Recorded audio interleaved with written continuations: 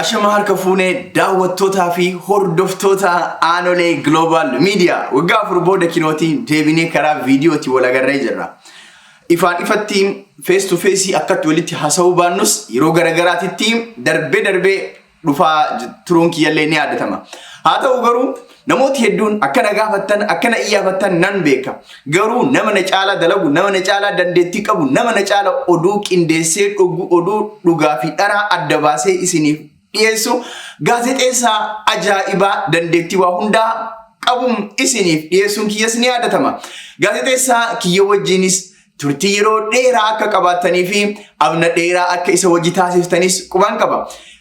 Haalli yeroo naaf mijachuu baatee kallattiidhaan akka duraanii wajji dalaguu baannus immootu gaazexeessaa kiyya duuba taa'uudhaan wantoota jiran hunda taajjabaa hordofaa dogongora jirummoo sirreessaa as geenneerra.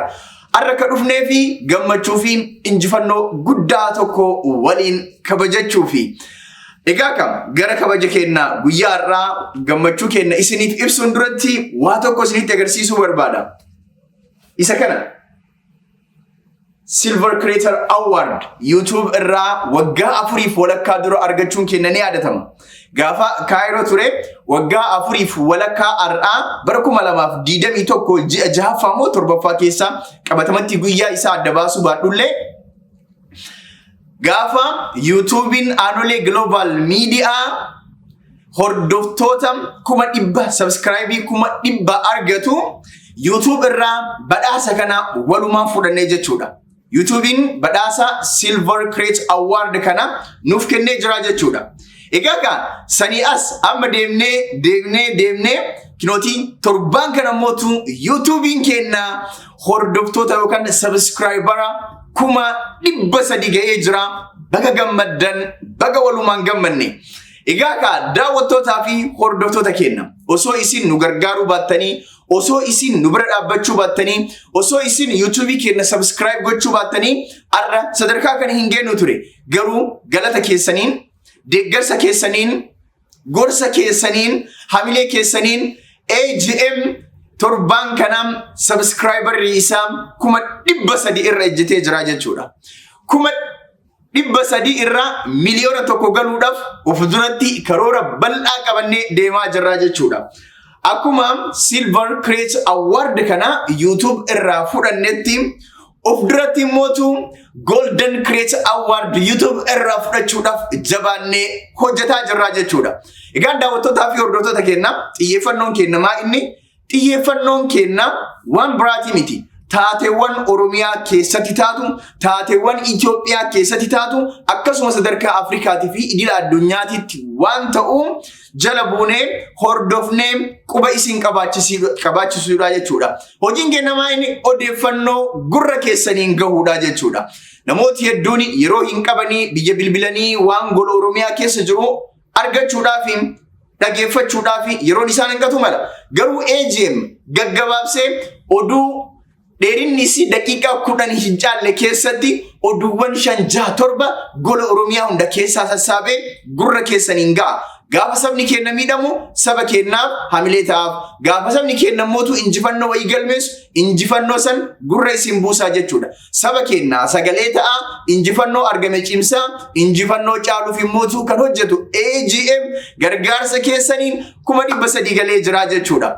Osoo qabaadhe osoo danda'e warra YouTube kenna subscribe godhe kana doolaara rabxaa kana akkatti isinitti roobsa tureyyuu badhaasa.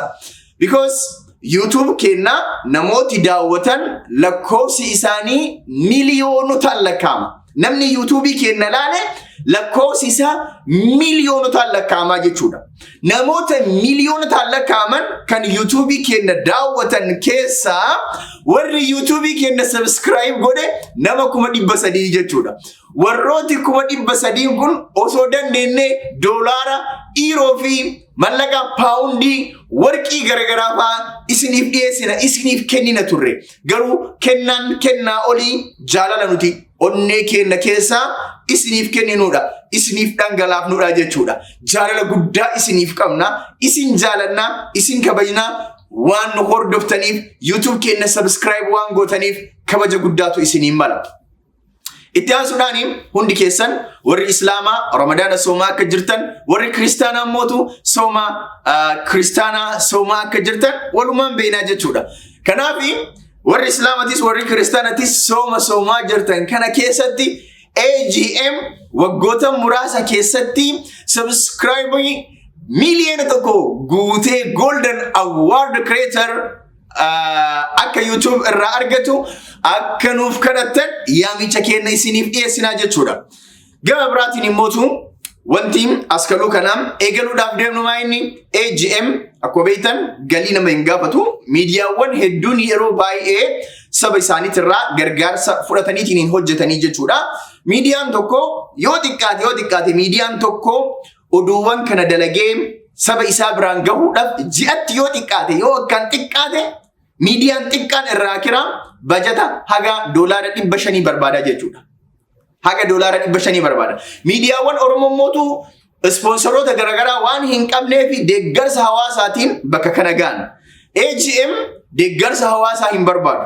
Kan isinirra barbaadu maayinni YouTube keenya qofa subscribe godhaa. Mallaqa isin hin gaafannu. Kan isin gaafannu maayinni YouTube keenya subscribe gochuudha. Viidiyoowwan keenya share gochuudha. Yoo isinitti tolan qofa. Yoo isinitti hin tolin share hin godhinaa.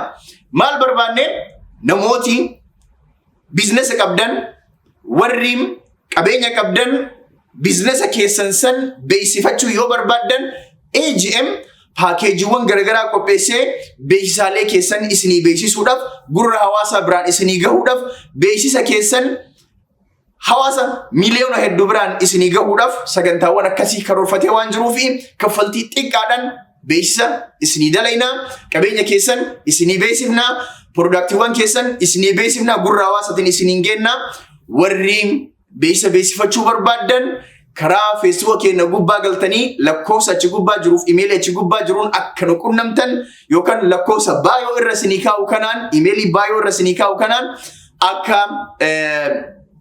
na qunnamtan yookaan mootu email fi lakkoofsa viidiyoo gana gubbaa jiruun haay akkanaan jettanii na dubbiftan beeksisa bareedaa biizinesa keessaniif isiniif hojjennaa jechuudha. Egaa daawwattootaa fi hordoftoota keenyaa dhugatti gaazexeessaa kennaa fi warra isa hordofullee warra AGM hordofullee hunda keessanuu isinin galatoomfachuu barbaada.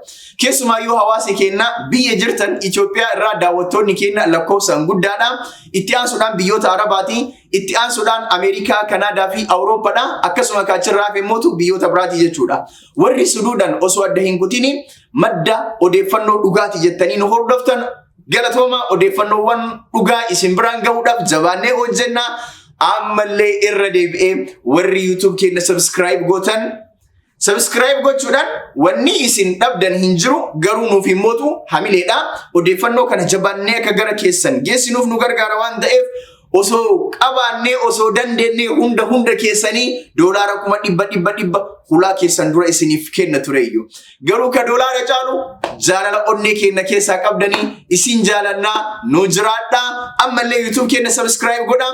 Yeroo itti aanu mootu 500 geennee walitti deebine akkanumatti akka waliin kabaynu san booda mootu miliyoona tokko irratti akka waliin kabaynu abdii guddaa qaba. Isin jaaladhaa naa jiraadhaa.